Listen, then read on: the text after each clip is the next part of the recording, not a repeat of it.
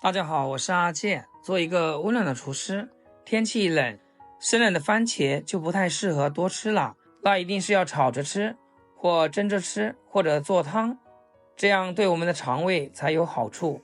今天就用番茄搭配雞蛋，給大家分享一道溫暖又好吃的做法。成品比蛋糕香甜，比糖果清爽，做法還簡單。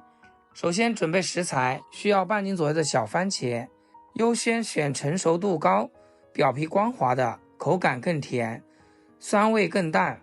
在制作之前，我們需要對食材進行處理，從挑揀到清洗，一步不能落才安心。首先把小番茄攤開，逐個翻看，把表皮有破損、開裂、長霉點的壞果挑出來丟掉。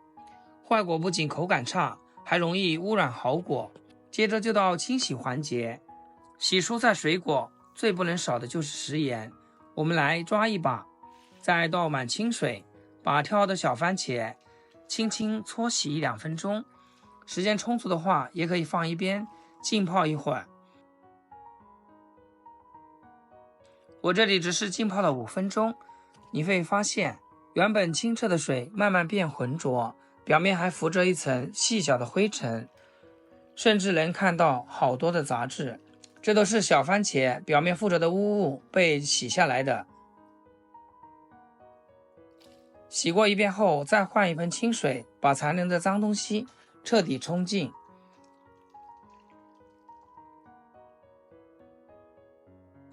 洗乾淨的小番茄把果蒂摘下來。小番茄含有少量膳食纖維，可促進腸道蠕動，且水分含量高，熱量低，作為零食或配菜，既能增加飽腹感，又不會造成過多的熱量負擔，尤其含有大量維生素 C， 能補充日常所需，同時還含維生素 A， 對維持正常視覺功能有所幫助。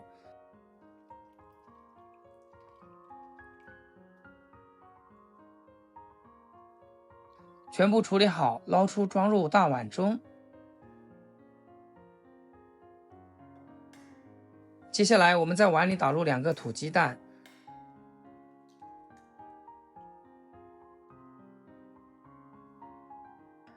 將雞蛋和番茄一起倒進料理機裡面，將小番茄和雞蛋打成細膩的番茄汁，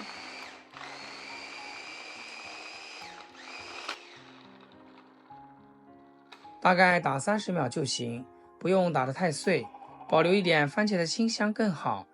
打好以後，將番茄汁倒進一個稍大的大碗裡面，碗要選深一點的，方便後續攪拌麵粉。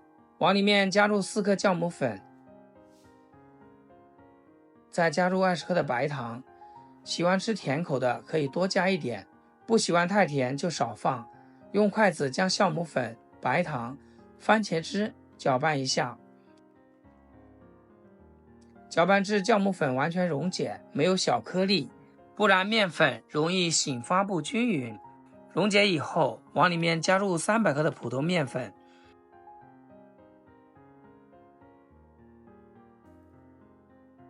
再加入100克的糯米粉。糯米粉能增加麵糊的顆粒感，同時補充膳食纖維。然後用筷子將所有的食材攪拌均勻。攪拌的時候，如果麵粉太乾，攪拌困難，就加少量的常溫牛奶，每次加10毫升左右。如果麵糊太稀，用筷子挑起來，快速流下來，就再加少許普通麵粉，直到攪成偏乾一點的稠狀麵糊，用筷子挑起來，緩慢成團就可以。攪拌好以後，扣上蓋子，放在溫暖的地方醒面40分鐘。下面我們準備一把葡萄乾和幾顆紅棗放進同一個碗裡面，加一點點的清水和1勺麵粉，用手抓洗1分鐘左右。因為紅棗和葡萄乾表面都有褶皺的，非常的容易藏灰塵和雜質。用麵粉抓洗能利用麵粉的吸附性，把褶皺裡的髒東西都粘出來。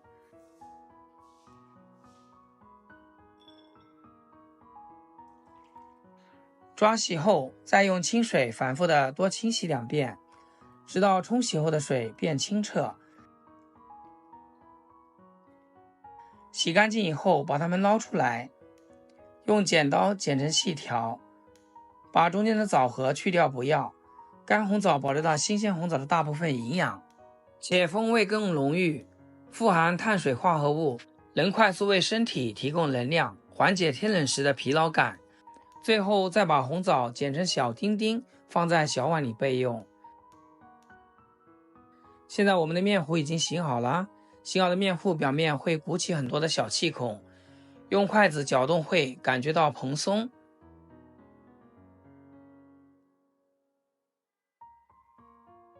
把切好的紅棗丁和葡萄乾都倒進去，用筷子輕輕地給它們攪拌均勻，確保紅棗丁和葡萄乾均勻地分布在麵糊裡就可以。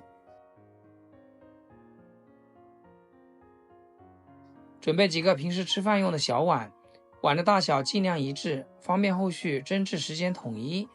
在每個碗的底部和四周都均勻刷上一層食用油。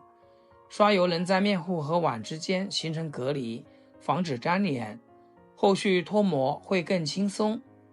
把面糊慢慢倒進去，注意不要倒太滿，倒7分滿就可以，因為蒸的時候面糊還會膨脹，倒太滿容易溢出來，弄髒蒸鍋不說，還影響美觀。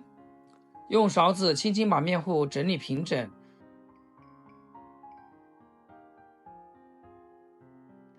然後把剩下的一點葡萄乾擺在面糊上面，既能增加風味，又能做裝飾。最後撒點黑芝麻增香，沒有黑芝麻的話，撒點白芝麻也是可以的。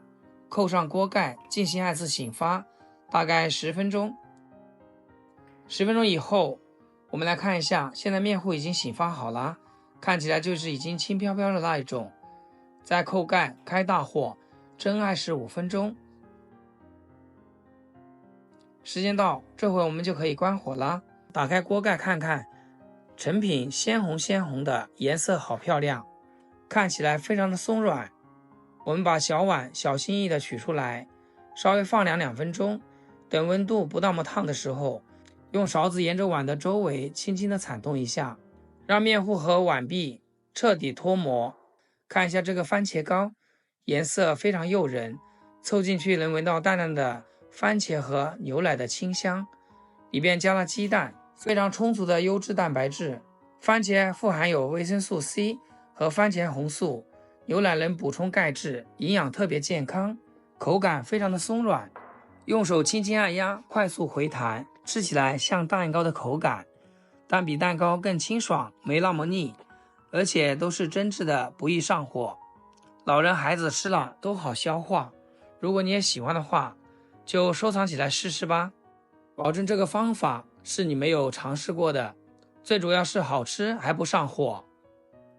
好了，今天視頻就分享到這裡，咱們下期視頻見。視頻最後祝大家天天開心，8顆牙齒曬太陽。